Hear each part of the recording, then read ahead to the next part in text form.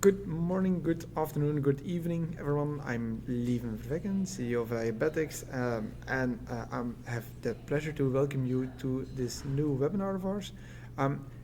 It will be a little bit of a special one, not only because I'm replacing Niels for this webinar, but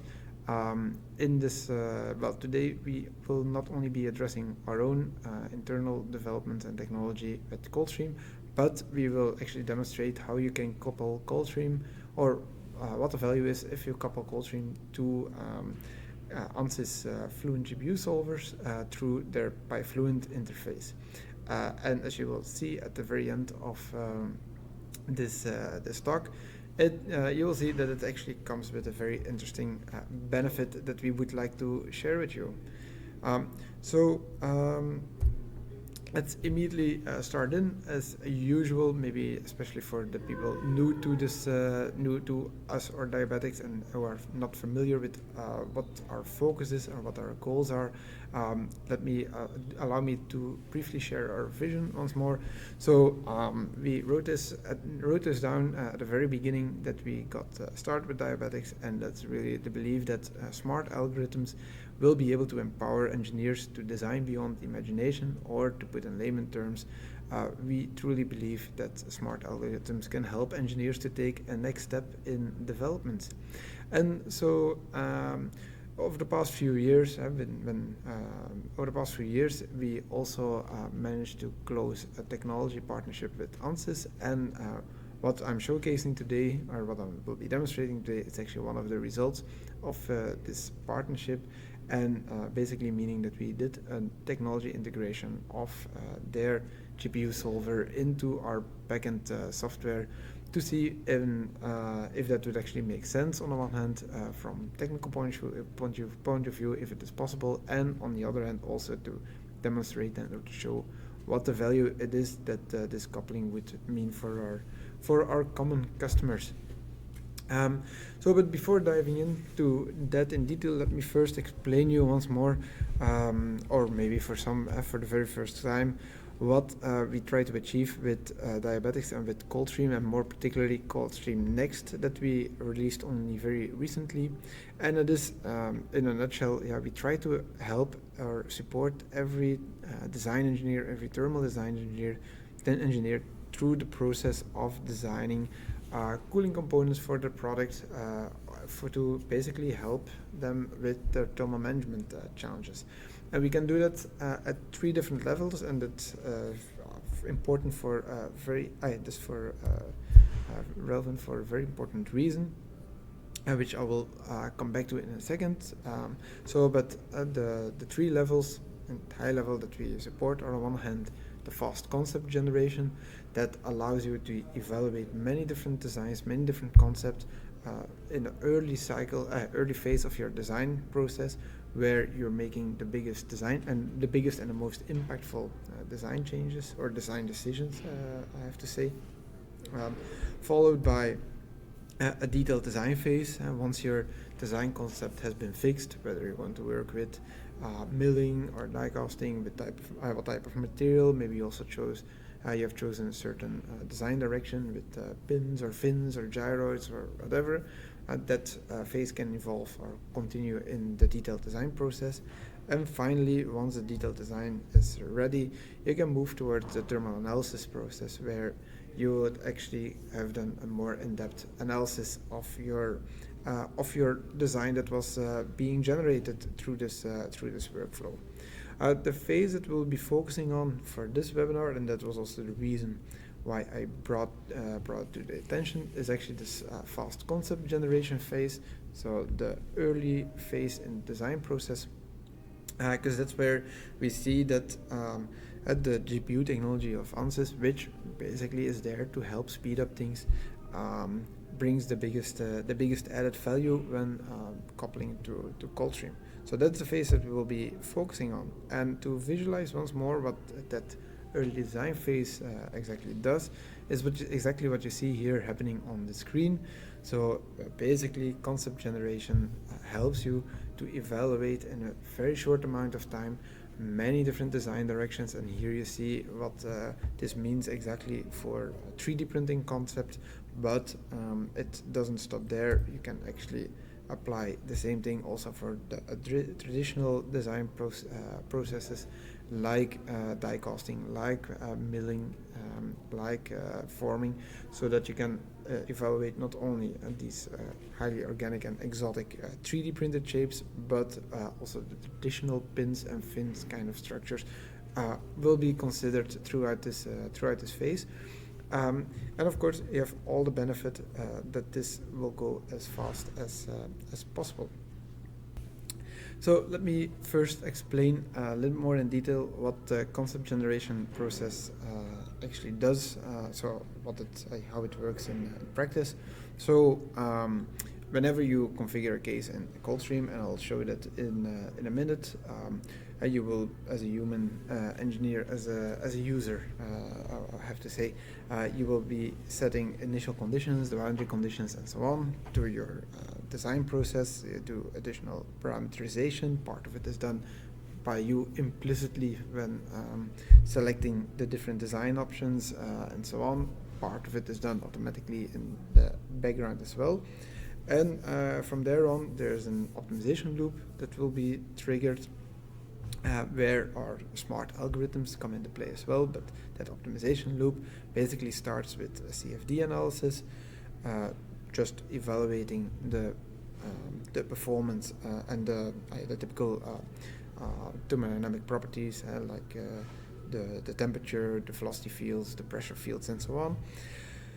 Followed by an evaluation of your cost function, or in layman terms, your objective, your constraints, and so on, to see if the current design meets your requirements. If so, perfect, then the design is completed and you move forward to the CAD model. If not, the design is analyzed together with the previous iterations and so on. Learnings are gathered and a design update is made so that the cycle can restart again with its CFD simulation part. Now, for the CFD simulations, we are using, since the beginning of our existence, we're building upon OpenFOAM technology for the simulation part, where we, of course, and since it offered the opportunities to, let's say, through the open source availability of the source code, allowed us to go pretty far in customization, adding additional libraries and so on to make this process possible. Together also then followed afterwards with the custom design process. But for this concept generation process, what we have done now in OpenFOAM, maybe just important to mention, OpenFOAM runs runs fully on CPUs in the backend servers. So, and what we have now done is actually replace this OpenFOAM part, the solver part, through ANSYS with ANSYS Fluent, running on a GPU instead of CPUs. So once more, so this full optimization cycle remains exactly the same thing, and so the initial steps are still handled by ColdStream and its backend software. Also the evaluation of the cost function, the design analysis, the design update, none of that has changed. The only step that we're changing or that we're updating is the design evaluation and the CFD simulation step, but this is also by far the most computationally costly step in the process. So by changing that by another solver, we hope to achieve, or the goal is to achieve, some time gains. And so all the changes with the ANSYS Fluent integration are happening in the backend. As a user, you will not notice. It's also maybe important to mention there. Okay, but let's now switch to ColdStream Next, just to demonstrate on which case we have applied this. Voila, here we are. As you can see, we're immediately in the project and the case itself. And so what we're going to do is, for this double-sided inverter, which is actually the case we studied prior together with our partner ANSYS in one of our previous webinars, we actually are going to rerun the standard design with an GPU. I'm showing you now the setup itself, how it was configured. Voila, here it is. So on the one hand, the geometry of this case is like you see here on the screen. It contains a housing. On top of the housing we have a cover. That's loading. And the housing is made out of aluminum. Also the cover here in dark blue is configured as aluminum.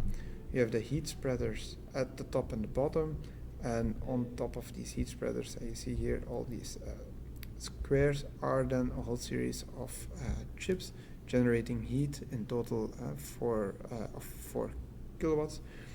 Target is configured as temperature minimization on these chips, together with the temperature variance minimization, so minimizing the temperature difference over all of these chips together. And then on the other hand, we have a constraint set at the inlet, or configured at the inlet. Flow rate constraint, a flow rate as a boundary condition is imposed, but the constraint is a pressure loss constraint of in total 6 kilopascal.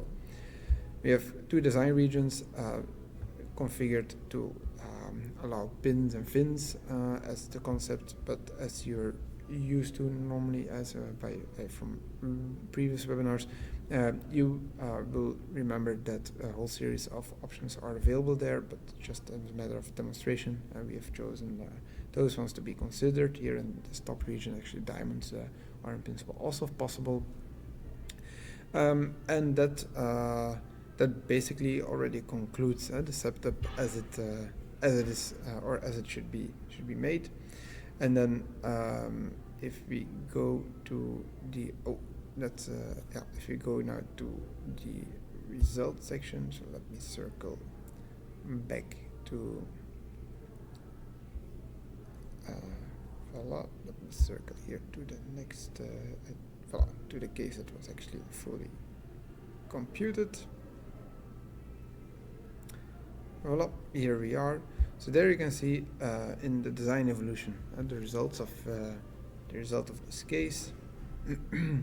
So again, a whole series of evaluations have been made, and here at the bottom, if they the designs that are being generated are loaded.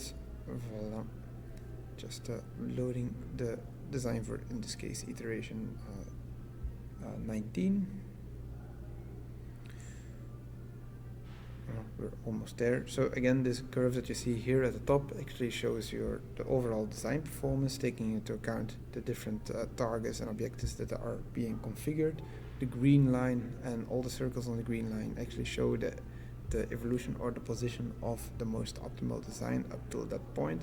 All the blue points are valid points. If you would see a red circle, that shows a design that is either is infeasible, either from manufacturing point of view or from physics point of view. But you see in this case, all the designs that have been, or all the iterations have resulted in a feasible solution, where iteration 23 is the most optimal one. But you see then, voila, here you see at the bottom heatsink and the top heatsink, you both have pins that are being placed, which are optimized for this, or have shown to be optimized up till that iteration for the given configuration. Just want to note once more that with the release of ColdStream Next, you could use this point or any of these points as a starting point for a custom design process. Through this, improve the design button.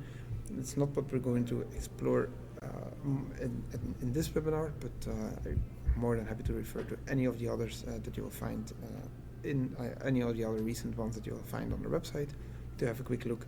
So, but let's now circle back to because we actually executed this case twice. Once with the CPU solver, once with the GPU solver, and here I'm very happy to show you what the result is. Actually, I have to say 3 times, because we also did an evaluation with the previous version, or the previous major version of ColdStream, so ColdStream 3, and we actually see that with the release of ColdStream Next, so the current release, we actually gained 33% in speed compared to the previous one. But if we run the same case, and that's really then the value that we're that through this partnership with Ansys, we're bringing to our common customers, is that we are gaining more than 50% in speed compared to ColdStream 3 or compared to ColdStream Next. Still, the gain is in the order of 20% in runtime. So that's in a nutshell what I wanted to share. So in the core of the message I want to bring is through the partnership, we managed to integrate Ansys Fluent GPU technology in the backend of our servers, and what is next on our plate is actually make that also directly available to all of our users who have those Ansys licenses available to them. So the idea that we are exploring, or the way forward, would be that we will implement this and make this available directly in our front end through a bring your own license model, so that if you have a license available for GPU solvers, that you can use that one directly within ColdStream as well, so that you can leverage the power of GPUs also within our own framework. Now, the way we're implementing that is, let's say, we have still a number of open questions, in the sense of we have a number of design choices that we need to be making. So we are absolutely valuing your input and feedback on that topic as well. So if you have suggestions, or if you have questions, or if you just find this very relevant for you as well, please reach out to us, because we have a whole bunch of questions we would love to ask you as well, to make sure that whatever we develop is as applicable to you as possible. So that being said, I would like to thank you for joining this webinar. If you want to know more, please visit our website. You can access directly our ColdStream viewer, our ColdStream Next viewer, through our Try Now page on the website. But don't hesitate to reach out by either email, phone call, or whatever means you invent or that you can find to get in touch with us. If you have questions, now is still the time to drop them or to send them through the chat, and we will immediately answer them. Or if you come up with questions afterwards, again, drop us a line, and we'll get back to you with the answer as soon as possible. Well, thank you very much, and have a very pleasant day.